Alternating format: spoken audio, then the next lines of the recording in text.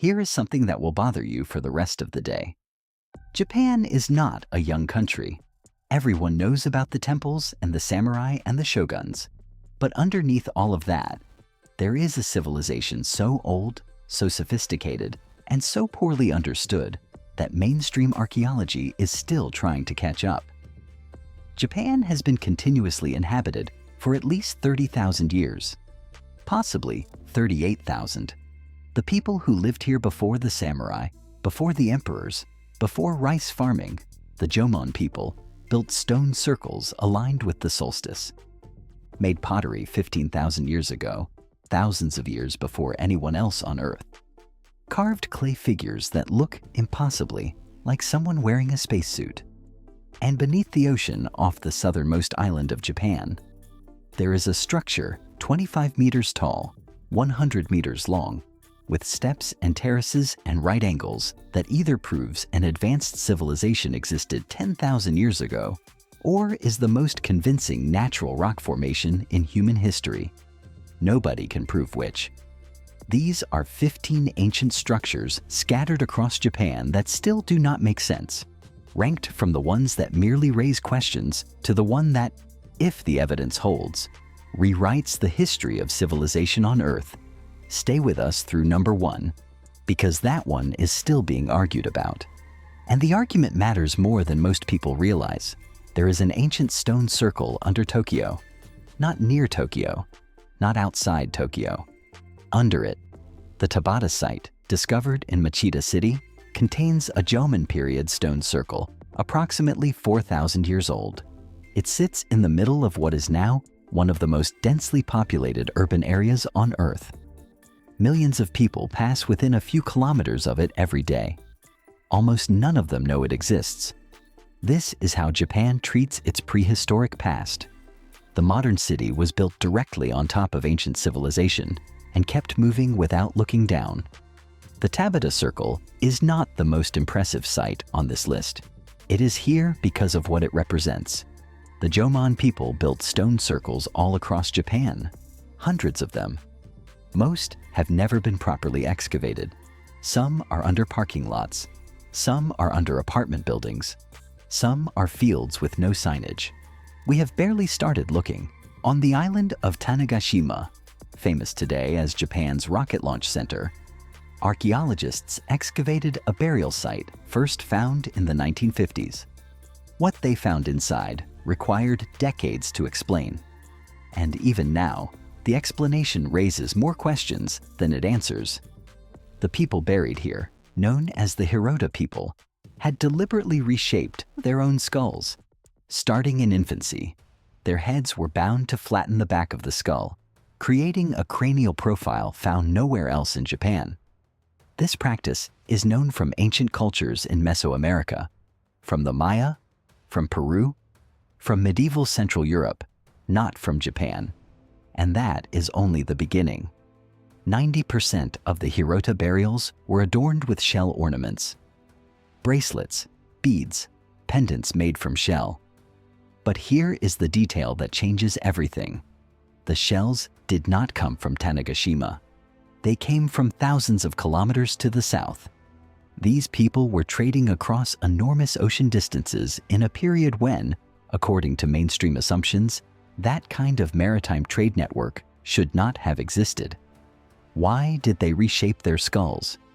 The leading theory is that the cranial modification was a form of group identity, a way of marking themselves as a distinct people to facilitate long-distance trade, a visual signal, a brand, burned into the shape of their heads from birth.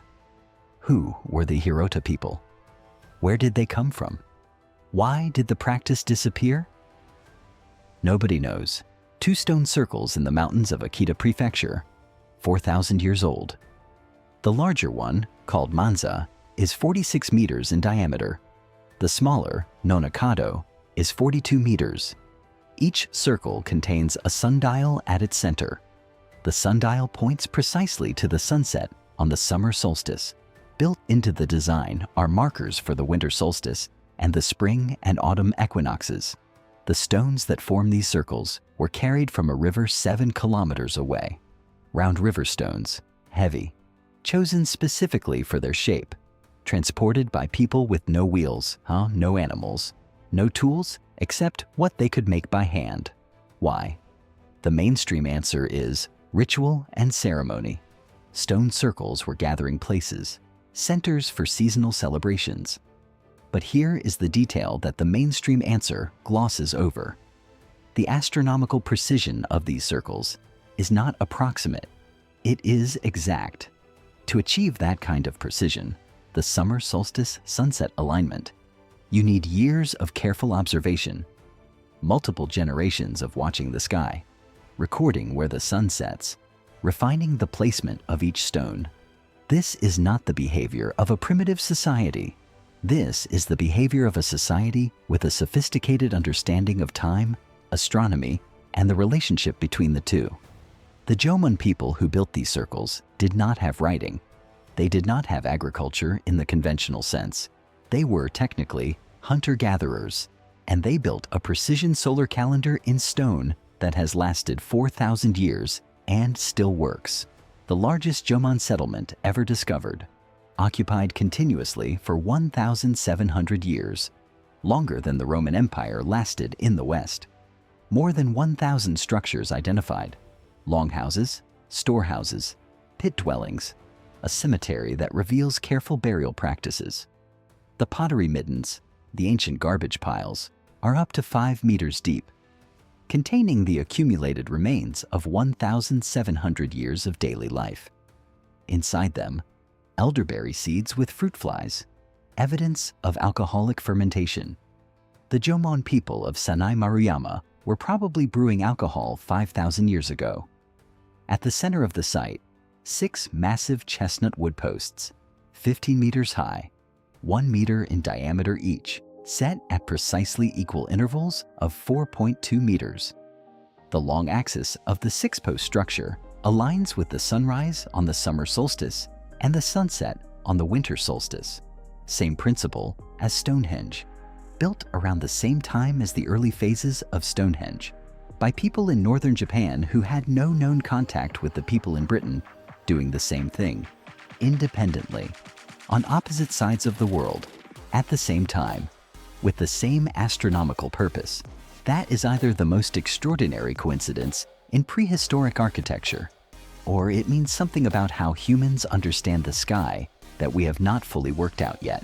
Over 18,000 of them have been found. Small clay figures, made by Jomon people over a period of nearly 10,000 years, from approximately 12,000 BCE to about 400 BCE. Almost all of them were deliberately broken, not damaged by time, not broken accidentally, broken on purpose, arms removed, legs removed, heads separated from bodies, then buried. Nobody knows why. The mainstream theories, fertility figures, healing rituals, transfer of illness into the figure, then destruction of the illness. Maybe. But then there are the late period dog, the ones called shakoki dogu, the ones that look like something else entirely. They have sealed, goggle-like eyes that wrap around the face, helmets or hoods covering the head, bodies covered in lines and symbols that some researchers interpret as clothing seams, small round protrusions near the mouth, inflated-looking limbs. In 1968, Erich von Däniken put a photograph of a shakoki dog in his book Chariots of the Gods. He called it a depiction of an ancient astronaut. The mainstream archaeology response: these are stylized representations of eyes, clothing, and religious symbolism. The spacesuit interpretation is pattern matching. That is the correct scientific position. But here is what the correct scientific position does not fully explain. The dog looked like nothing else in the Jomon artistic tradition. The same culture that made realistic fish carvings and detailed animal figures also made these. They look like nothing produced by any other prehistoric culture on Earth. They appear, change in design over thousands of years, and then stop completely. At the end of the Jomon period, the dogs simply ceased to be made. No dog are made after approximately 400 BCE. What were they? Why were they broken? Why did they stop? The answers, if they exist, are somewhere in the 18,000 broken fragments scattered across museums in Japan. This is the entry that will bother historians. In 2002, archaeologists excavating a site in Germany uncovered a circular enclosure dating to approximately 4,900 BCE, the Gosek Circle. It aligned with the winter solstice sunrise and sunset. It is considered one of the oldest known solar observatories in Europe. In Japan, the Oyu stone circles were built around 2000 BCE, aligned with the summer solstice sunset. In Kanazawa, the Chikamori site has a 6-post wooden structure aligned with the summer solstice sunrise and the winter solstice sunset, just like Sannai Maruyama. In Hokkaido, the Kyushu earthwork burial circles are large enough and organized precisely enough that researchers describe them as reflecting a sophisticated understanding of circular geometry. These sites are thousands of kilometers apart. They were built by cultures with no known contact with each other. And yet, the underlying principle is identical. Build a circular structure, align it with the solstice, use it as a gathering place for the living and a resting place for the dead. The most charitable interpretation? This is a universal human impulse, something about how we relate to the sky and to death that emerges independently wherever humans settle. The less comfortable interpretation? There was more contact between ancient civilizations than the history books acknowledge. Nobody has proven either answer. Japan has no gold, no silver, no copper deposits significant enough to build a civilization on. But Japan has obsidian, black volcanic glass, the sharpest natural material on Earth. So sharp that obsidian blades are still used in some surgical procedures today. And 3,000 years ago, the Jomon people had worked out where every significant obsidian source in the Japanese archipelago was located. They were quarrying obsidian on islands, transporting it by boat across open ocean, trading it across distances of hundreds of kilometers. Obsidian from sources in central Japan has been found in archaeological sites in Okinawa, more than 1,000 kilometers to the southwest. Obsidian from sources in Hokkaido has been found in northern Honshu. In an era before metals, before writing, before agriculture in the Western sense, Japan had a trade network for a strategic material that spanned the entire archipelago.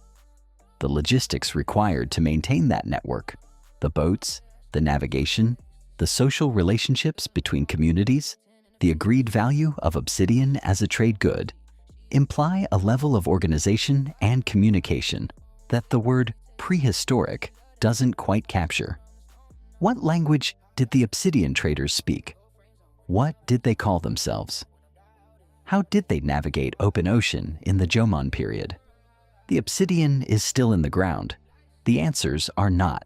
In 1998, archaeologists at the Kakinoshima B site in Hokkaido found something that did not fit, a piece of red lacquerware. 9,000 years old. Lacquer is one of the most technically demanding materials in the history of craft. It comes from the sap of the urushi tree. The sap is toxic when wet. It requires precise humidity and temperature to cure correctly. Learning to work with lacquer requires years of practice and accumulated knowledge. The Chinese use of lacquer, long considered the world's oldest, dates to about 7,000 years ago.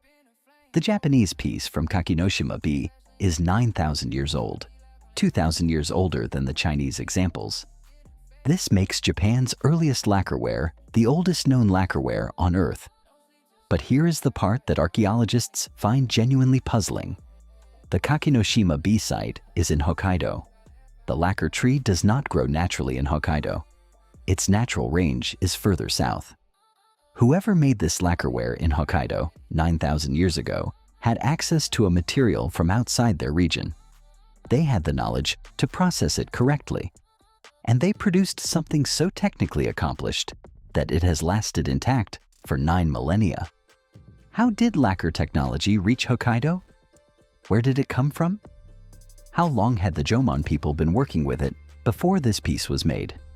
The piece sits in a museum in Hokkaido. The questions sit with it, unanswered. the oldest known pottery on Earth, was made in Japan. This needs context. For most of archaeological history, the accepted narrative was, pottery was invented by settled agricultural societies. You need agriculture to need storage. You need storage to need pottery. The Jomon people were hunter-gatherers. They moved seasonally. They did not farm in the conventional sense. By the logic of the accepted narrative, they should not have had pottery. They had pottery. The oldest Jomon pottery, found at the Odai Yamamoto site in Aomori, dates to approximately 15,000 years ago. At that point in history, the pyramids would not be built for another 10,500 years. Stonehenge would not be built for another 10,000 years. The first cities in Mesopotamia were still 6,000 years in the future. And in Japan, people who technically should not have had pottery were making it 15,000 years ago. The pottery was used for cooking, specifically for cooking fish and shellfish, to process food in ways that made it edible and storable. These hunter-gatherers did not invent pottery because they were farming. They invented pottery because they were smart, because they understood that new technology creates new possibilities, because they experimented. The accepted narrative about how civilization develops was built partly on the assumption that you need agriculture before pottery. Japan's 15,000-year-old pots say otherwise. 4 concentric circular earthwork mounds, built approximately 3,500 years ago on the island of Hokkaido. The largest outer circle is 90 meters in diameter. The earthworks are up to 4 meters high. Inside the circles, burial pits, hundreds of them. The labor required to build these earthworks was enormous. The earth was moved by hand. The circular geometry is precise. For decades, the site was known only to specialists. In 2021, along with 16 other Jomon sites, it was added to the UNESCO World Heritage List. Here is what the UNESCO citation says about the site. The great amounts of time and labor required to build these circles suggests that the ritual centers were built, maintained, and managed by people of multiple settlements. Multiple settlements, working together on a shared project. This is not the behavior of scattered, isolated hunter-gatherer bands. This is the behavior of a society with governance, with the ability to organize collective labor across community boundaries, with a shared set of values important enough to justify that level of effort. We do not know what those values were. We do not know what ceremony they performed in these circles. We do not know how they decided who would be buried here and who would not. What we know is that they moved thousands of tons of earth by hand to create a sacred geometry they apparently considered worth the effort. Between the 3rd and 7th centuries CE, someone built the largest burial mounds on Earth in Japan, not in Egypt, not in China, not in the Americas. In Japan. The Daisen Kofun in Osaka Prefecture, the largest tomb by area in the world, is 486 meters long, surrounded by 3 moats, visible from space. It belongs to the Emperor Nintoku by tradition. It was built in the 5th century CE. Here is the problem. Nobody has been allowed inside. The Imperial Household Agency, which controls access to imperial tombs, does not permit archaeological excavation of the Kofun. The official reason is that these are sacred burial sites and excavation would disturb the peace of the emperors buried within. This means that the largest tomb in the world, in a country that has some of the most sophisticated archaeological infrastructure anywhere, has never been properly excavated. What is inside the Daisen Kofun? What artifacts does it contain? What does it tell us about the people who built it? We do not know. Archaeologists have been able to conduct limited surveys of some outer areas. They have found clay figurines, bronze mirrors, iron weapons. The interior remains sealed. The largest burial mound on Earth, off limits, by imperial decree, back to Sannai Maruyama. Because the pottery middens hide something extraordinary. Inside the garbage heaps of a 5,000-year-old settlement in northern Japan, archaeologists found materials that should not be there. Jade from Itoigawa on the Sea of Japan coast, over 600 kilometers to the southwest. obsidian from multiple distant sources, bitumen from Akita Prefecture, used as glue, amber, and most remarkably, pottery fragments matching the style of Jomon communities on the island of Okinawa, over 2,000 kilometers to the south. Sannai Maruyama was not an isolated village. It was a node in a trade network that spanned the entire Japanese archipelago in both directions. North to Hokkaido, south to Okinawa, east to the Pacific coast, west to the Sea of Japan. A trade network thousands of kilometers in extent, maintained over hundreds of years, by people who are classified in most history books under the word prehistoric. The word prehistoric means before writing. It does not mean before civilization. Sannai Maruyama's trade network is not in the history books most people read. It should be. This entry requires a comparison. In Ontario, Canada, there's a site called the Peterborough Petroglyphs. Over 900 carvings on a single marble slab, dating from approximately 900 to 1400 CE. Among the carvings, boats. Boats that look like Scandinavian solar boats. Boats with masts and figureheads. Boats that the Algonquin peoples who made the other carvings had no tradition of building. The mainstream archaeology response, artistic license, symbolic imagery. Now, in Japan, there are petroglyphs at sites across the country depicting boats, human figures, and geometric symbols that researchers have compared to petroglyphs in Russia, in Korea, and in parts of the Pacific. The same symbol appearing in Japan, in Siberia, and in the Pacific Islands, separated by ocean, separated by thousands of years. The same mark in the same stone. In 2003, a researcher studying petroglyphs in the Tohoku region identified symbols that appeared to match markings found at megalithic sites in Scotland. This was not taken seriously by the mainstream, but the marks are there, and the question is there with them. Did the Jomon people have contact with cultures outside Japan? The obsidian trade suggests they were capable of long-distance ocean travel. The lacquerware shows sophisticated material exchange.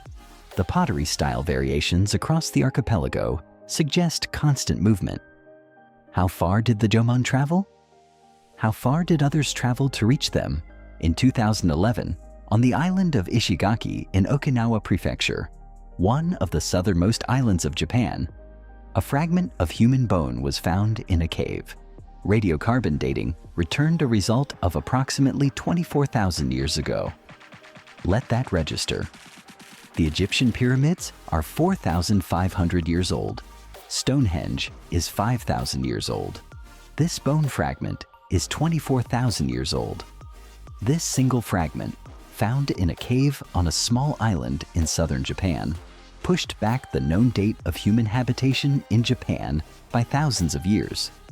More than that, it raises a question about the movement of people across the Pacific that archaeology has not fully answered.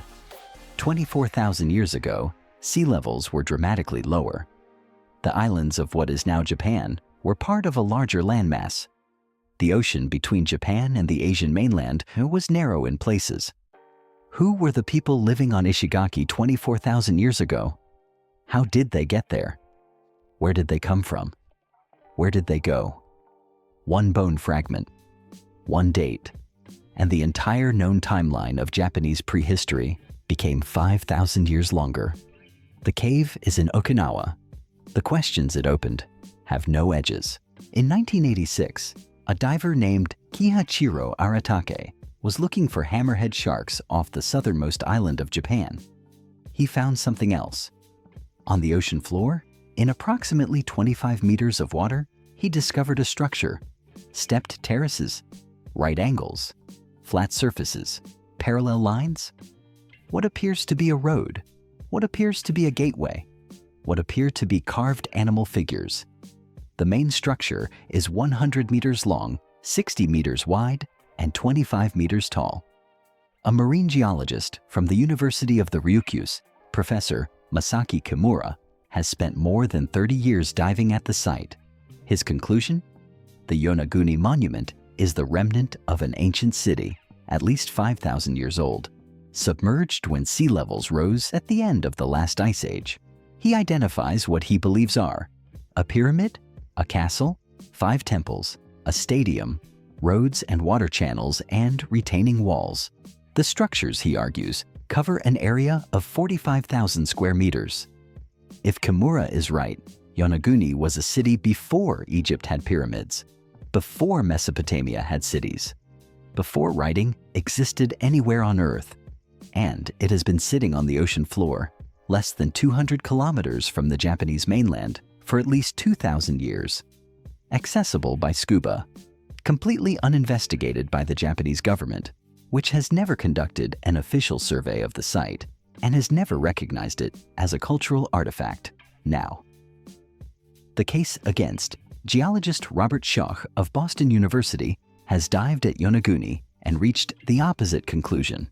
The right angles and flat surfaces, he argues, are produced naturally by the way sandstone fractures along regular joint planes. Earthquakes in the region regularly create straight-edged fractures. The animal figures Kimura identifies are pareidolia, the human brain finding faces and shapes in random forms. There are similar natural formations on the northeast coast of Yonaguni Island, above the water. Right now, no one calls those a city. The scientific consensus, to the extent one exists, leans toward Schoch's interpretation. But the scientific consensus also acknowledges something important. The site has never been properly excavated. No sediment core samples have been taken from the right locations. No comprehensive sonar mapping of the surrounding area has been completed. The Japanese government has never funded a serious investigation. The Yonaguni Monument is either the most convincing natural rock formation in the world or the oldest city ever found. After 40 years, we do not know which. Here is what that means.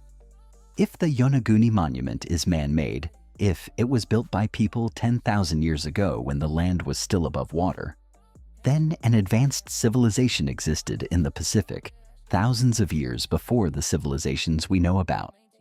The implications for what we know about human history would be impossible to overstate, and the answer might be sitting 25 meters below the surface of an ocean that millions of people fly over every year, untouched, uninvestigated, unexplained. The monument was discovered by someone who was looking for sharks. The people who should be answering the question have not yet seriously asked it. So there it is, 15 sites, one archipelago, a timeline stretching from 24,000 years ago to a city on the ocean floor that may or may not exist, stone circles aligned with the solstice, built by hunter-gatherers who were not supposed to be building stone circles. Pottery 15,000 years old, in a culture that was not supposed to need pottery. Lacquerware 9,000 years old, made from a tree that did not grow in the region where it was found. A trade network spanning thousands of kilometers, maintained by people who do not appear in most history books. Figurines that no one has fully explained. Skulls reshaped at birth for reasons that connected to oceans nobody was supposed to be crossing. An underwater structure that is either a natural formation or the oldest city on Earth. Every single one of these was found by accident, or by a diver looking for sharks, or by someone who asked a question that the mainstream was not asking. Japan has been continuously studied for more than 150 years. Its prehistoric period is still revealing things that contradict what we thought we knew. Here is the question I want to leave you with. Most people who know Japan know the Shinkansen and the cherry blossoms and the vending machines. But underneath the bullet trains, underneath the temples and the shrines that everyone photographs, there is a civilization 30,000 years old that made the oldest pottery on Earth, built solar observatories before Europe had writing, and may have built a city that is now on the ocean floor. Almost nobody knows this, which raises the obvious question: what else are we missing? If you know of a Japanese ancient site that didn't make this list, or if you've been to any of these places, tell me in the comments. Because the story of ancient Japan is not finished. It is barely beginning. And the next discovery might be sitting in a cave on an island that someone is about to dive near looking for something else entirely.